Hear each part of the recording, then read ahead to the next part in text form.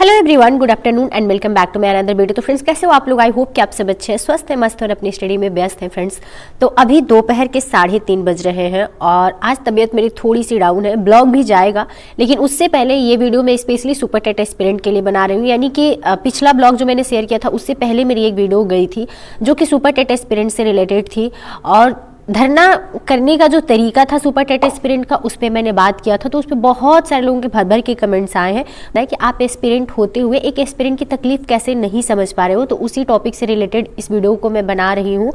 मेरा मन तो नहीं था इस वीडियो को शूट करने का, बट जैसे देखा मैंने लोगों का अग्रेशन, जैसे देखा मैंने लोगों का पक्ष, तो मुझे लगा कि एज ए एस्पिरेंट मैं क्या फील करती हूँ वो बातें भी मुझे रखनी चाहिए। क्योंकि बहुत सारे एस्पिरेंट हैं जो बहुत सारी तकलीफ़ों से गुजर रहे हैं, मेरे से भी बुरी कंडीशन में है, चाहे वो मानसिक स्थिति हो, फाइनेंशियली हो या फिर सोशली हो, मुझसे भी ज़्यादा डिफिकल्टी वो फेस कर रहे हैं, बट उनके पास कोई प्लेटफॉर्म नहीं है। थैंक गॉड कि मेरे पास एक प्लेटफॉर्म है, मैं यहाँ से अपनी बातें रखती हूँ और आप लोग सुनते हो। तो फ्रेंड्स, कमेंट्स पे हम बाद में बात करेंगे। पहले बात कर लेते हैं कि जो 27,713 पदों पे भर्ती आने का मुद्दा उठा है, ये मुद्दा कहाँ से उठा है? ये मुद्दा उठा है आपके 68,500 की बची हुई सीटों से।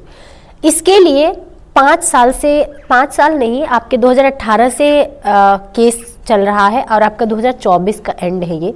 तो आप मान लो 6 साल से चल रहा है ये केस। 6 साल में बहुत सारे बच्चों का समय भी इसमें गया है, बहुत सारे बच्चों का पैसा भी इसमें गया है। तो मैं वही आपको समझाने की कोशिश कर रही हूँ कि आप दूसरे के नज़रिए से नहीं, अपने हक की बात अपने नज़रिए से सोच के देखिए आपको क्या लगता है।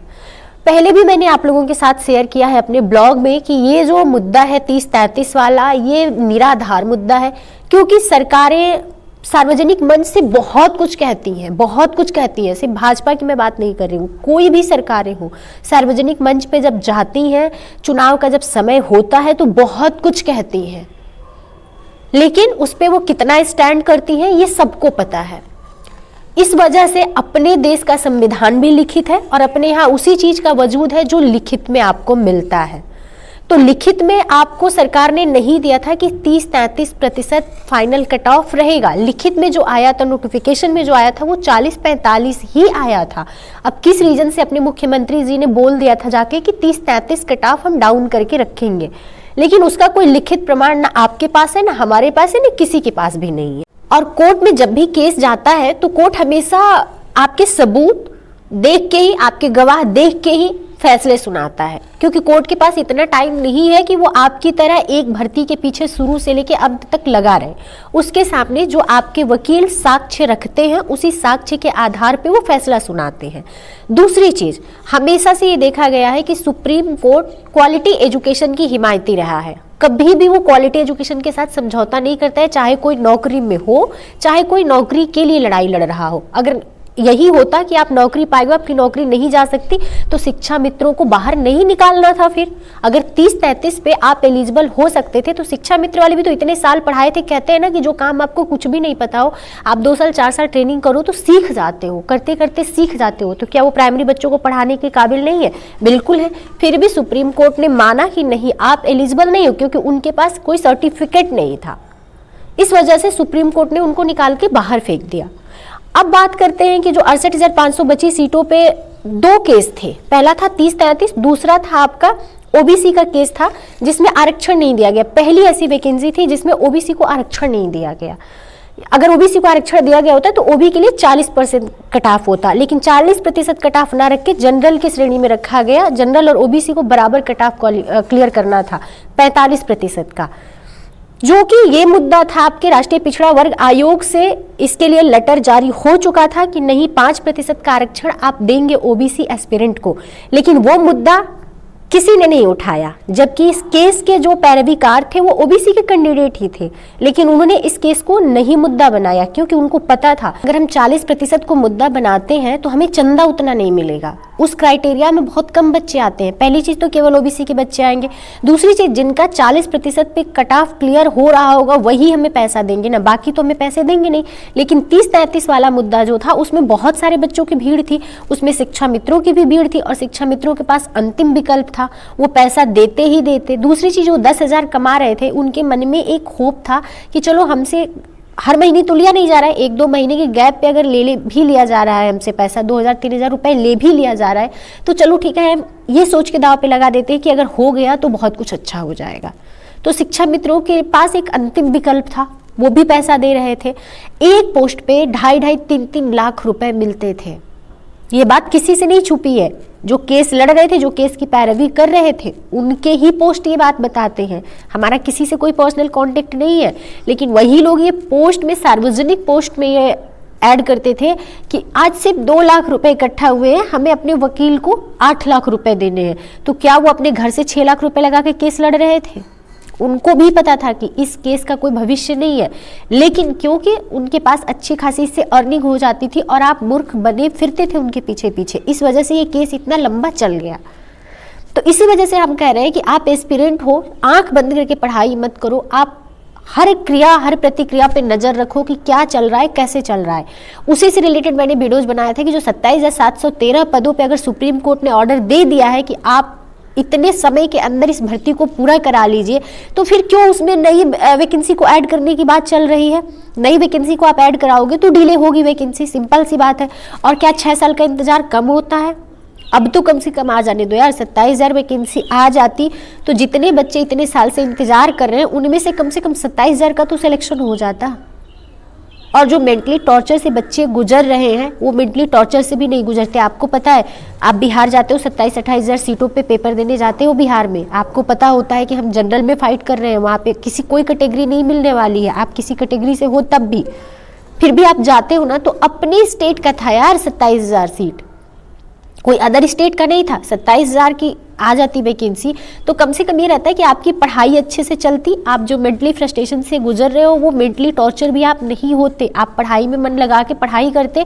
और अगर जो बची हुई सीटें हैं 50,000 60,000 जो भी इनके पास सीटें हैं वैकेंट, उस पर ये जब वो प्रोसेस कंप्लीट करा लेते उसके बाद वैकेंसी दे देते। जो ये बता रहे कि अक्टूबर में वैकेंसी आ रही है, तो बची हुई सीटों पे अक्टूबर में वैकेंसी दे देते। एक फ्रेश वैकेंसी तो इनके पास है ही है, बची अच्छी खासी संख्या में सीटें हैं। वो कह दे कि अनुपात समानुपात बराबर है तो उसका कोई क्या ही कर सकता है भाई। सत्ता में आप बैठे हो, आप जो कहोगे वो हम लोगों को मानना है। बाकी सबको पता है कि सीटें अच्छी खासी वैकेंट पड़ी हुई हैं। तो उसी से रिलेटेड मैंने ये वीडियो बनाया था कि 27,713 पदों पे जो भर्ती आ रही है, सुप्रीम कोर्ट ने अगर गाइडलाइन जारी कर दिया है तो फिर क्यों बाकी लोग उसमें हिमायती बन के उस वैकेंसी को क्यों डिले करा रहे हैं भाई? आने दो 27,713 पदों पे भर्ती। तो इतना बुरा लग गया था कुछ लोगों को, कुछ लोगों ने रे तुकार करने से भी परहेज गुरेज नहीं किए। भाई एक एस्पिरेंट की भाषा तो नहीं हो सकती। अब तो मुझे 100% मैं यकीन के साथ कहूंगी कि आप लोग नेता बनने की जर्नी पे निकले हो, ना कि आप लोग मास्टर बनना चाहते हो। जो मास्टर बनना चाहता है, जो एस्पिरेंट है, उसके सलीके, उसके बात करने के तरीके में बहुत अंतर होता है। रही बात, चलो ठीक है, आप लोग स्वतंत्र हो, जो आप लोग कमेंट करना चाहते हो करो, मुझे उससे फर्क नहीं पड़ता। दूसरा मुद्दा मैंने उस वीडियो में उठाया था कि धरना भी देने जाते हैं तो इनका उद्देश्य कुछ और होता है। वो मैंने 1% भी गलत नहीं बोला था। उस अपनी बातों पे अभी भी मैं स्टैंड करती हूँ, क्योंकि अभी रिसेंटली आपने देखा यूपीपीएससी पे धरना हुआ, वहां पे कोई व्यवस्था नहीं किया गया था। वहां पे हम लोग सड़कों पे जाके बैठते थे। वैसे आप धरना करो ना, क्या जरूरत है चटाई लाके बिछाने की? क्या जरूरत है किसी से चंदा लेने की? फिर बाद में एक पक्ष से वीडियो आता है आपने पैसा चुरा लिया, दूसरे पक्ष से वीडियो आता है आपने पैसा खा लिया। ये सब क्यों करना? और ये सब विवादों में पड़ के क्यों बच्चों को गुमराह करना? यार हम लोग वैकेंसी का वेट कर रहे हैं, और ऐसा नहीं कि हम लोग धरने में नहीं जाते। आप नेतृत्व करते हो नो डाउट, लेकिन अगर वहां एस्पिरेंट ना इकट्ठा हो तो आपके नेतृत्व का भी कोई मतलब नहीं निकलेगा। तो हर एक, जैसे कहते हैं ना, एक सिक्के के दो पहलू हैं। तो एस्पिरेंट और जो नेता नेतृत्व करता है, एक सिक्के के दो पहलू हैं। अगर एस्पिरेंट न जाए तो नेता का कोई अस्तित्व नहीं, अगर वहां नेता न जाए तो एस्पिरेंट का कोई अस्तित्व नहीं है। लेकिन अगर एस्पिरेंट अपना बहुमूल्य समय निकाल के वहां जा रहा है तो कम से कम उनके हक और उनके उद्देश्य की बात की जाए। मेरा कहना सिर्फ इतना सा था। आप कहते हो कि तुम पहले रजाई से निकलो फिर बात करना, तो मैं जाती हूँ, हर धरने में जाती हूँ। मेरी तबीयत खराब थी तब भी मैं 5 सितंबर वाले धरने में गई हूँ, और वो वीडियोज पड़ी है मेरे चैनल पे। जिन्होंने नहीं देखा है पहले वीडियोज देखो, फिर आके कमेंट सेक्शन में कमेंट करो। और रही बात धरना कैसे दिया जाता है, मैं कभी धरने में नहीं जाती थी। पहली बार था जब मैं 5 सितंबर को धरने में गई थी। उस धरने को भी मैंने बहुत क्लोजली फॉलो किया, देखा, वहाँ पे पूरा दिन मेरा गया। वहाँ पे मैं कहीं भी धरने पे जाती हूँ ना, सिर्फ शक्ल दिखाने के लिए नहीं जाती हूँ। अगर मैं सुबह में गई हूँ तो शाम को लौटूंगी वहाँ से, ये मेरा रूटीन रहता है। मैं यूपीपीएससी पे भी 5 दिन गई हूँ धरने में, सुबह जाती थी शाम को आती थी, वहाँ से मैं लाइव भी रहती थी, वो भी आप लोगों ने देखा होगा। तो फिर ये जो कुछ चलते फिरते लोगों को मेरी वीडियोज बुरी लग गई और आके की रजाई से बाहर निकलो, कुछ करो, हाथ में चूड़ी पहन लो, भाई अब बोलते समय थोड़ा सोच लो आप बोल क्या रहे हो। और सामने वाले के बारे में अगर नहीं जानते हो तो थोड़ा सा जाओ चैनल पे, कम से कम विजिट करके जितनी चीजें चैनल पे पड़ी है वो तो देख लो। और रही बात किसी को अच्छा लगता है बुरा लगता है, उसके लिए मैं वीडियो नहीं बनाती हूँ। मैं वीडियो बनाती हूँ अपने हक के लिए, एस्पिरेंट की हक की आवाज उठाती हूँ, क्योंकि मेरे पास एक प्लेटफॉर्म है। तो मैं अपनी आवाज बुलंद रखूंगी, ऐसे ही बोलूंगी। किसी को अच्छा लगता है लगे, किसी को बुरा लगता है लगे, जो सही चीज है वो मैं जरूर डिस्कस करूंगी यहाँ पे आके, ताकि एस्पिरेंट को भी पता चले कि उनके फेवर में कौन है और उनके फेवर में होके अपना हित कौन चाह रहा है। दोनों चीज मैं यहाँ पे आकर डिस्कस करूंगी। और ये कोई नहीं इस बात को नकार सकता है कि यूपीपीएससी वाले बच्चों का उद्देश्य क्लियर था, no normalization, 1 day 1 shift exam. लेकिन प्राथमिक शिक्षक भर्ती में जब भी धरना होता है वहां उद्देश्य कुछ और होता है। वहां पे उद्देश्य अगर ये रहा होता तो 6 साल इंतजार नहीं करना पड़ा होता, क्योंकि सरकार ने साक्ष्य के साथ सुप्रीम कोर्ट में खड़ा होकर कहा था कि हमारे पास 52,000 सीटें वैकेंट हैं, ये वैकेंसी जैसे क्लियर होगी हम 52,000 सीटों पे भर्ती लेके आएंगे। तो अगर आपके पास साक्ष्य है फिर भी आप अपनी बातें नहीं रख पा रहे हो, चलो आयोग नहीं बना था, सरकार ने आपको उलझा दिया, जो 2021 में पेपर कराया सरकार की चाल में आप फंस गए, मैं मानती हूँ। लेकिन उसके बाद जब आयोग बन गया है, अगस्त से अब तक क्या हुआ है? आयोग बनाने में भी अच्छा खासा टाइम ले लिया सरकार ने। 2021 के बाद आपका यूपी टेट भी नहीं हुआ है। आप किस आधार पे तैयारी करोगे? आप मानसिक स्थिति को समझो, जो बच्चा प्रिपरेशन कर रहा है सुपर टेट की, उसके घर की कंडीशन को समझो, उसकी पूरी जिंदगी रुक जाती है एक प्रिपरेशन के लिए, और मौका भी ना मिले तो फिर किस आधार पे कोई प्रिपरेशन करेगा? तो मेरा कहना सिर्फ इतना है कि जो मुझे सही लगता है वो मैं बोलूंगी, किसी को अच्छा लगता है लगे, बुरा लगता है लगे। तो चलिए इस वीडियो को यहीं पे एंड करते हैं। आप अपनी राय कमेंट सेक्शन में रखना बिल्कुल भी मत भूलिएगा। स्वागत है आपके कमेंट का, पॉजिटिव थॉट आए वो भी, नेगेटिव थॉट आए वो भी। मिलते हैं आप सबसे नेक्स्ट वीडियो में। उम्मीद करती हूँ कि मेरी बातें आप लोगों को समझ आई होंगी और आप लोग क्या सोचते हैं, आप लोगों के सुझाव का इंतजार रहेगा हमें।